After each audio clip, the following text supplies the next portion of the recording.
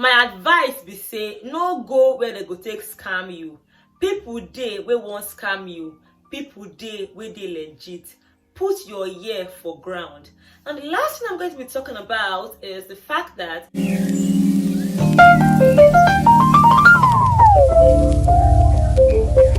I released my last video and I think I was in class that day and I just kept seeing notifications. This person commented, this person subscribed, this person. I'm like, what is going on?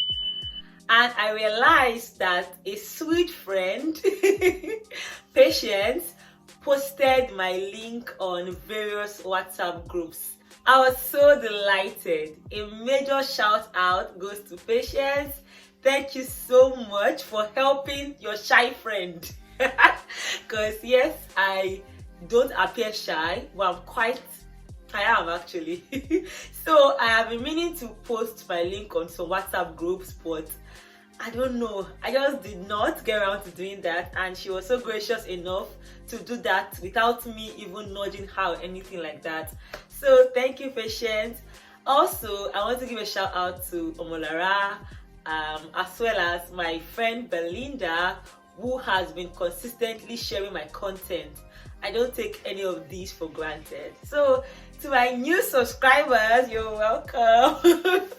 So this girl right here is Ada, and I'm popularly known as Thelegalpepper. In this my channel, I do lots of relocation content and lifestyle content. Now, after my last video, I'm going to be doing a lot of content on social work, which is what I'm currently studying, as well as content about my school, the University of Lincoln. So today's video is going to be all about proof of funds. If you are on your pathway to relocating, you are going to love this video because I have dropped a lot of information for you to love. Towards the ending of this video, I talked about the financial aspect of the proof of funds, so do well to stay to the end.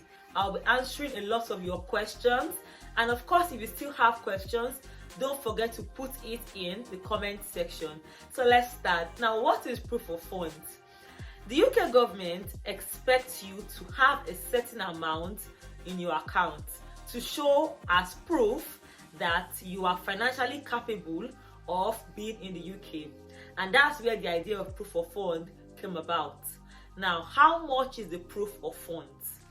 Before I go on, I have released a video about the step-by-step process to relocate to the UK, and there I talked about proof of funds. So you can go to that video in case you need the full process of relocation.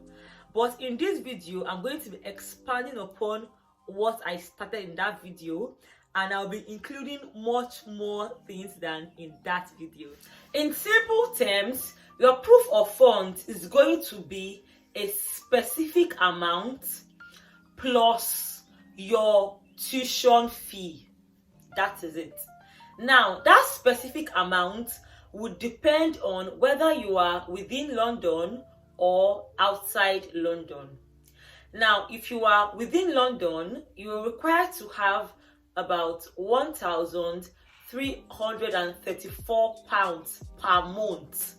So when you multiply it by 9 months, because you are expected to have 9 months worth of the money, if you are within London, your proof of funds would be £12,006 plus the balance of your tuition fee. It is that easy.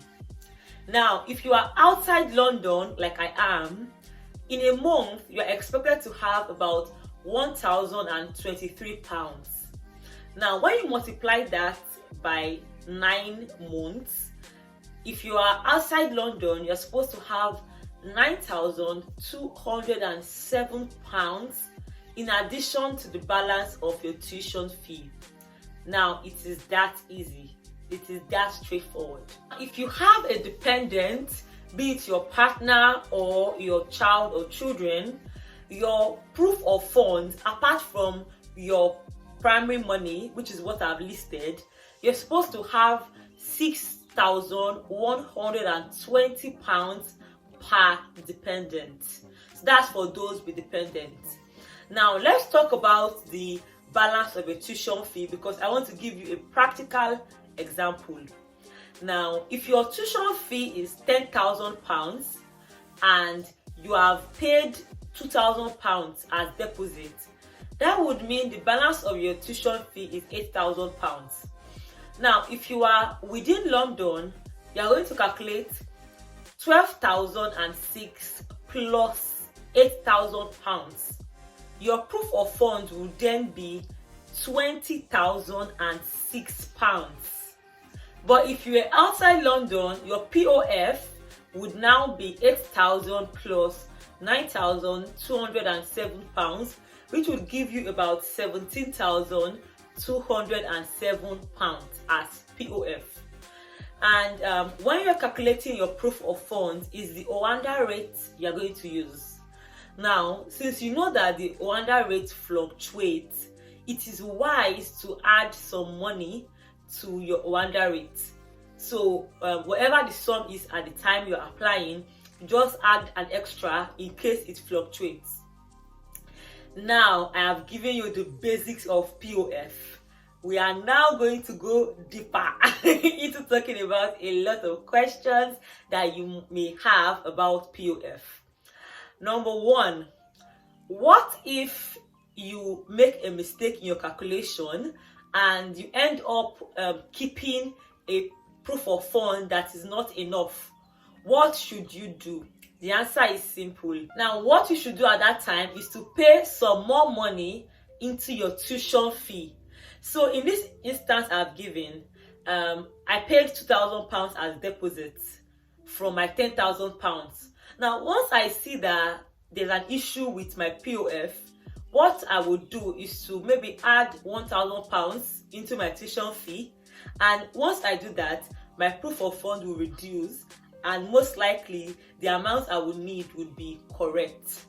But I would always advise to please calculate well, because a simple rule for having an amazing proof of fund experience is to keep it simple. Like, just keep it simple and accurate. No need to give yourself unnecessary stress wondering whether it's enough or not, when you can use this video I'm giving you right now to calculate correctly how much your POF should cost. The second issue I'll be addressing is the timeline. Now, according to the UK government, your bank statement must be held within a period of 28 days, and your visa application should be made within a period of 31 days. I've realized that students are confused about 28 days, 31 days. Some have misinterpreted it to mean what it did not mean. So let me explain what it means. It means your bank statement must be held within at least 28 days. That's taken. So on the 29th day, you should be applying. What the 28 days rule mean is that you should keep that money for at least 28 days. And that's that. Now, for the 31 days, what it means is that after the closing date on your POF, that's after the maybe 28th day or 29th day, you should apply for your visa within 31 days. Let me explain. So for instance, my closing date for my POF was the 30th of June 2022. The 31 days rule mean from July 1st to July 31st, I should apply for my visa. So after the 28 days has passed, I have like 31 days to still use that bank statement in applying for my visa. It is that simple. But people just want to complicate it and add, this is that simple. And trust me, most people would not even be breaching the 31 days rule, because most people don't even have that time. Once they are done with their POF, immediately they are applying for their visas. So you have 31 days after your bank statement has been released to apply for your visa. And that is understood as it should be. Number 3 issue. If my course is 2 years, would my POF be 2 years? No, no, no. My course is 2 years, but my POF would be for 9 months. So the same way another person who is doing 1 year course would have like 9 months for within London and outside London, depending on the calculation, that's the same way mine would be. There is no difference. The only difference between someone doing 2 years course is in the IHS application. So when it's time to apply for your visa, of course the visa is just the same amount, but for IHS you're going to be paying IHS for 2 years. That's the only thing. And I'm saying only, but it's a lot compared to someone paying 1 year. But for POF, you're not going to be paying anything extra. So that should be settled now. Number 4, if my school requires POF before CAS, what should I do? Absolutely nothing. There are many schools that require POF before CAS, and there are many schools that don't. So if you've applied to a school that you need POF before CAS, there's nothing you can do about that. The only problem is that you would end up keeping your money for longer periods. And if your school is the type of school that would just not give you CAS after everything, you most likely would have just wasted your time, resources and everything. But there is nothing you can do. You just have to go with the flow. I would have loved to cut short this video because I'm tired already, but I have too many content that will benefit you. So watch to the end. Don't forget to subscribe. Let's go on to number 5. Should you leave your proof of funds in your account until after a decision has been made? I would say yes. And that is because anything can happen. Anything can happen actually. There have been cases where after someone has applied for visa, for some reason they ask for another bank statement. If there is no more proof of funds, what happens? Anything can happen. I've also heard of experiences of people that actually got their visas, came into the UK, and right there and there they asked them for their bank statement. And so I would say yes, leave your POF until a decision has been made. Now I would say that because that is the safest option for you. But if you ask me whether in my own case, I would say you should ask God, because it's only God that can answer that question. So I would say just do the safest option. Don't follow bad people. So point number 6, I think I'll stop counting this because I would lose count of the numbers. So the next point is, what account should it be in? Like, can you be sponsored? And the answer is yes. So you can have your POF in your own account, which I would highly recommend, or it can be with your parents. So your parents will sponsor you, but it has to be your parents, not a friend, not an uncle. It has to be your parents. So it's either your parents are sponsoring you or you sponsoring yourself. For proof of funds, I will always say it, keep it short and accurate. If your parents can even put the money in your account, just do it. If not, it is valid for them to sponsor you and you would have no problems. Another question is, what bank should I use? Is it a microfinance bank? Can I use a basic bank? The truth is, you can use any bank. So far it is a bank. Even microfinance banks, yes, you can use. But for you to feel safe, for you to feel confident, use a bank you know and you trust. When I was trying to build my own bank statement, I did not even know that there was a bank called Global's Bank. I did not know. But I heard they were a very reliable bank and they are very quick to answering questions from UKVI. So I opened an account with them, I put my money there, and there was no stress or hassle. And this was a bank I did not even know about before. So there are many instances like that. So that was my own experience. Now I would say, when you want to build your bank statement, put your ears to the ground, because you would hear about some banks. There are some banks that have put some people in trouble because maybe when UKVI called them, they did not respond.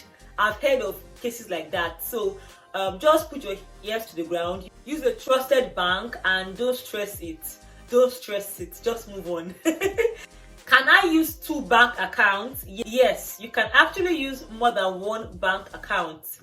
But remember my first rule, keep it short and accurate. If you can transfer your monies from one account to the other, why not just use one account and make it hassle-free? But if you absolutely have to use 2 accounts, that is fine. Now to my second to the last question. The last one is going to be second to the last. Now we are going into some areas. In this part, I will start changing my language because all of you now will be Naija people. Now you know. I know to sabi how to speak pidgin, but I go try because the kind things that I want to talk now. If you feel pick am, if you don't feel pick am, you move. Now the second to the last part to bother around money. In the example I gave about the £10,000 tuition fee, if you do the calculation, the student would need at least 11 million. What did I say? 1,000K. 11 million naira at least. Now, what do you go do if you don't get that kind of 11 million naira? And aside 11 million naira, you would also include your other expenses. So if you not gonna get that, what you go do? Now, my advice to you, if you not gonna get down, please make una manage my pidgin. I know say you know sweet, just manage them. My advice to you, if you not gonna get down, is say when you put your ear to the ground, you go feel see people who go feel help you. They not go help you for free, but it go dey legit. My advice be say no go where they go take scam you. People dey wey won't scam you. People dey wey dey legit. Put your ear for ground. And the last thing I'm going to be talking about is the fact that you should ensure not to falsify any form of document, including the POF, because there's some people that would come to you and they would be willing to alter documents. UKVI, they're not stupid, they would know. And if they give you a ban, it is finished. And if they give you a ban, it's most likely going to be 10 years. And if we are being sincere, right now, the UK is the easiest country to be in when comparing it to US or Canada. It is easier, the processes are easier. Although expensive, but it's easier. Now, if UK bans you, let me see how you want to go to US and Canada within 10 years. You just go to Togo or Ghana and be enjoying Africa. And it's not a funny place to be in. So try your best not to tender any illegal document. I beg you, don't do it. Don't do it. If you don't have the lump sum of the millions, you feel meet people who will help you, but don't falsify anything. As harsh as this may sound, it is better you are in Nigeria or any country you are in and be saving towards it, planning towards relocating, than you falsify a document and you end up being banned. Please don't do that. And I think I've been able to adequately summarize everything you need to know about proof of funds. If you still have any question, which I doubt because I think I've covered the field, let me know in the comment section. Let me know what you thought about this video, and I'm going to see you guys very soon. Thank you once again for watching to the end. Thank you for your comments. Thank you for everything. I remain your Japa friend, IG Thelegalpepper. Bye guys.